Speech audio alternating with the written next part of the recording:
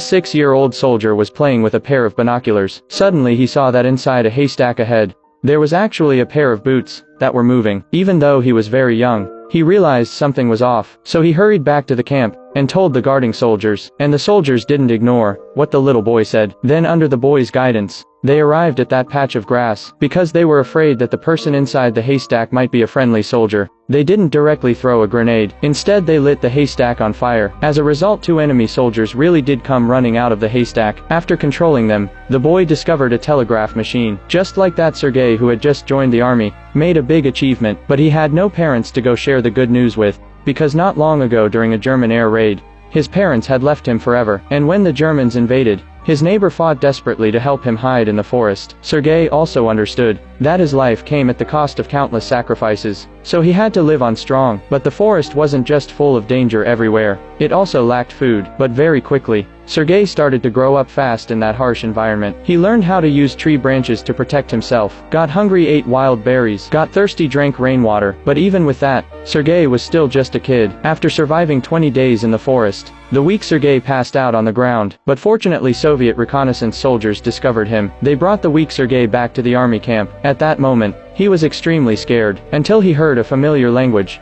Sergei finally lowered his guard. After understanding the situation, Commander Kuz shook his hand and praised him for being a tough little boy. Then Sergei was sent to a field hospital. There not only did the nurse carefully take care of him, Commander Kuz often came to visit him too. Whenever the soldiers were chatting, they would always mention this little guy. Everyone really liked this kid. No matter what era it is, kids always represent the hope of a country, and the arrival of Sergei also made the soldiers understand what they were fighting for. All the soldiers hoped Sergei could stay in the army camp, but Commander Kuz didn't agree, because kids don't belong on the front lines. But the nurse at the hospital told him, with the way the war was going, where could an orphan be sent that would actually be safe?